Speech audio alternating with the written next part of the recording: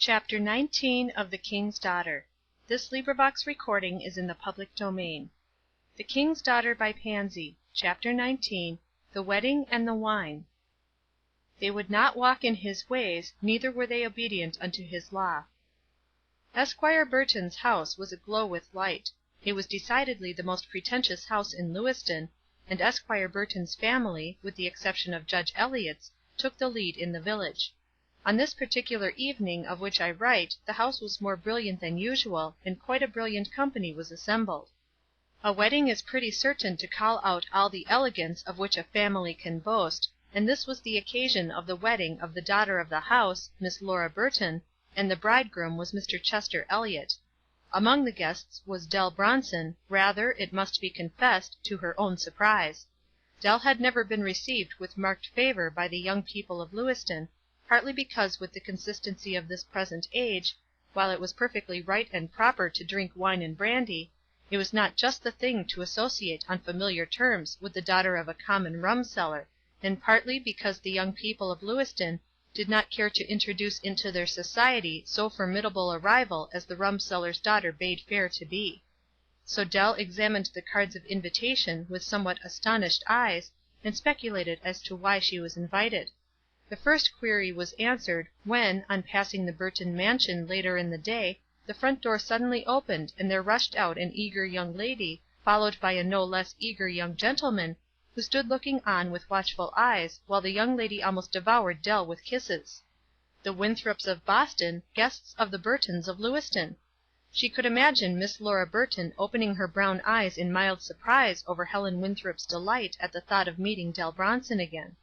There was a certain blue dress at home in Dell's trunk that had never seen the light of Lewiston.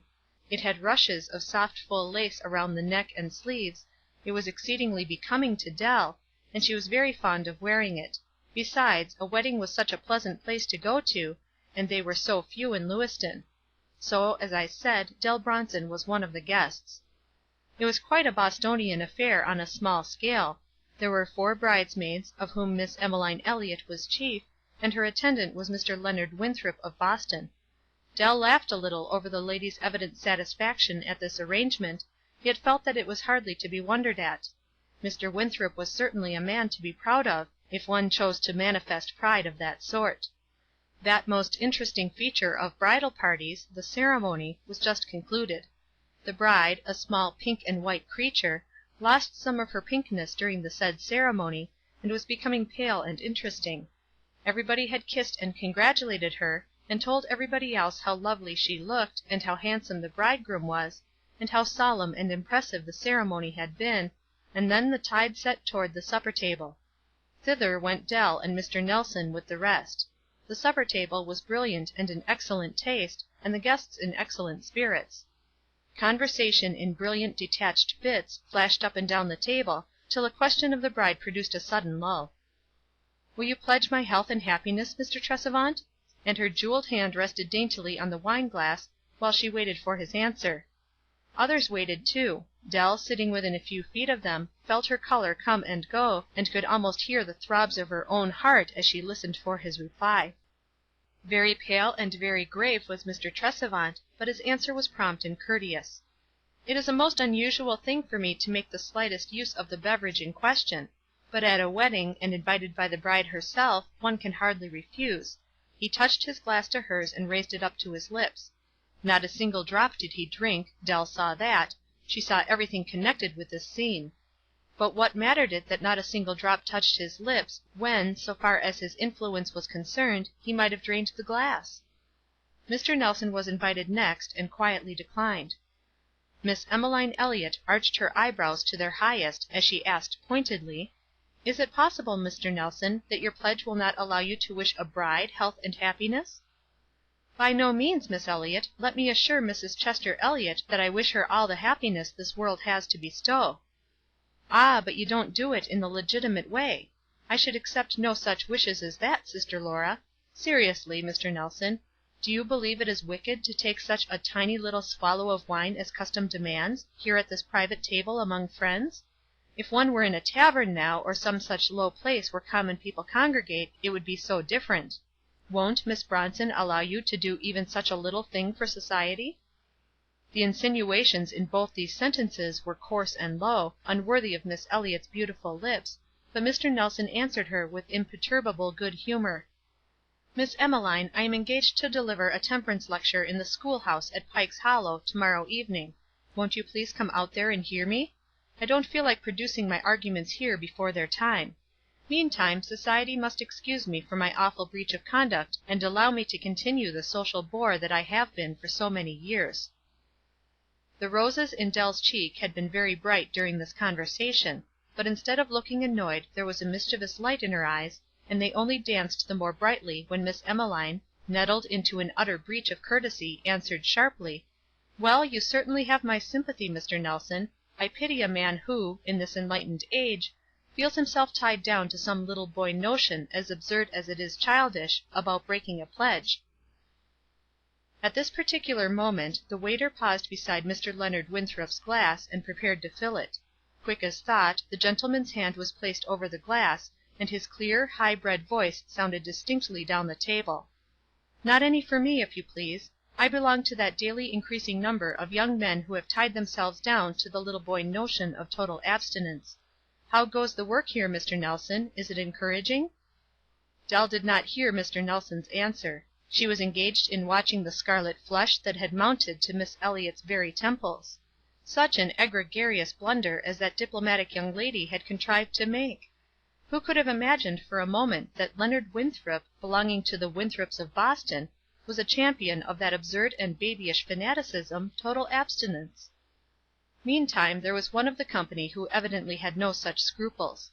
This was none other than the bridegroom. Again and again he filled and drained his glass, until others beside Dell and the Winthrops began to grow unpleasantly conscious of the fact that he hardly knew what he was about. A return to the parlors, it was hoped, would break the spell, but Mr. Elliot was too entirely at home in his father-in-law's house to wait for an invitation to help himself at the sideboard, and too far under the influence of wine to realize his condition. "If you have the least influence in that direction, I beg you will use it to prevent more open disgrace."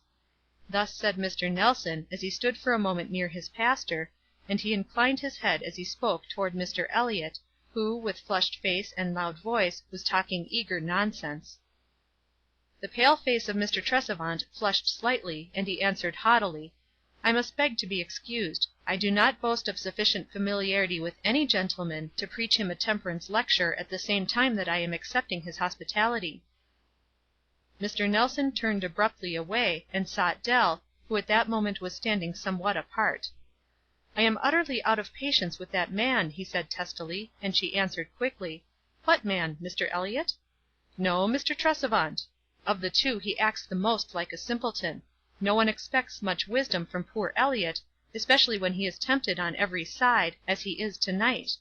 But only think of a minister of the gospel setting him such an example, actually drinking with him! And standing aloof from him now, composedly looking on, when a word from him might quiet the fire in the poor fellow's brains. Miss Dell, do you wonder that I have little faith in a religion that bears such fruit?" Dell's voice and manner were very gentle in reply. "Do you really think, Mr. Nelson, that it is because Mr. Tresevant is a Christian that he takes such a strange one-sided view of the temperance question? Or is it the weak point in his character that Christianity has not yet overcome?" Mr. Nelson's gloomy face cleared. He smiled down on the bright, earnest eyes lifted to his, as he answered: "I beg pardon. I spoke harshly, I presume.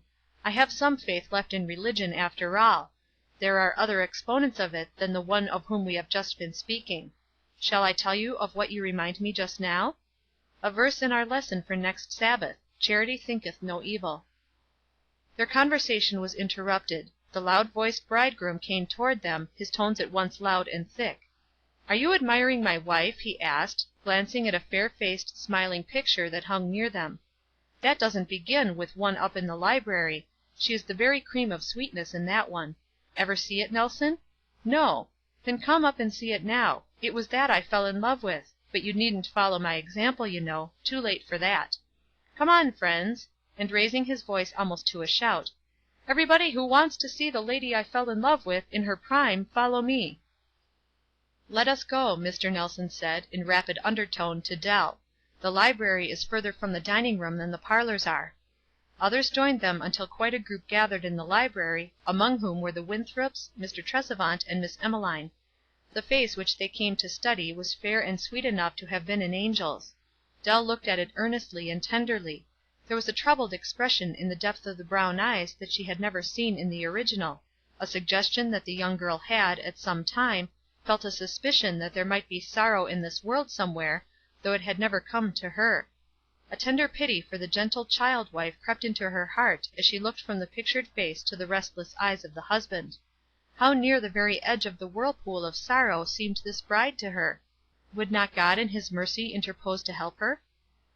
One of the company now discovered that the balcony afforded a delightful view of the rising moon, and thither half a dozen of them went to view the wonderful miracle of the fiery world.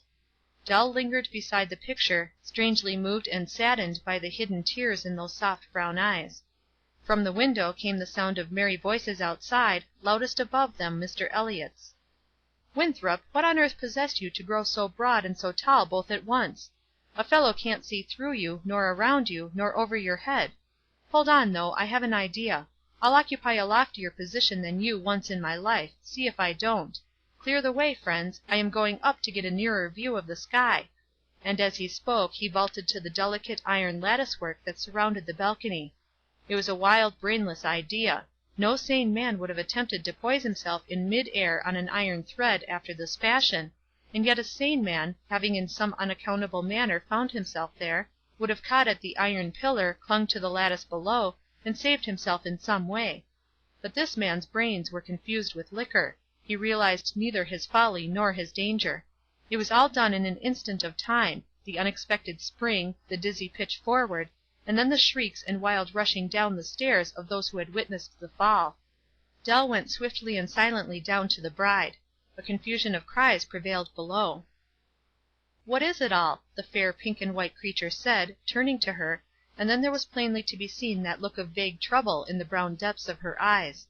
"Some one has fallen, they say. Fallen where? Who is it? Where is my husband?" In the midst of which appeared at the window Mr. Tresevant's face, deathly in its pallor.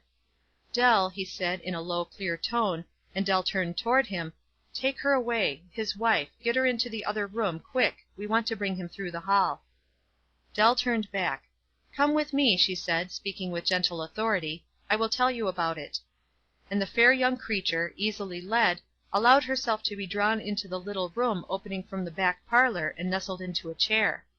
She looked up with great frightened eyes. "I know something dreadful has happened," she said piteously, "but I tremble so, I would rather you did not tell me now. I'm afraid I am going to faint. I always do when I am frightened.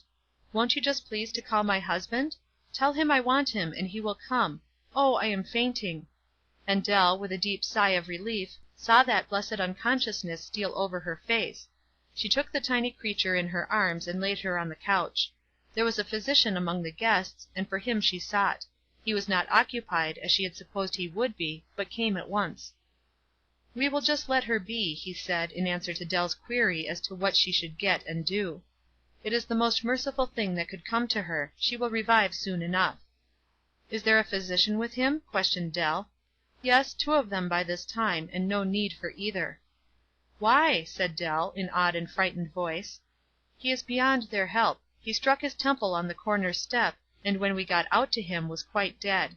There, Miss Dell, she is reviving. What shall we say to her?" End of Chapter 19. Recording by Trisha G.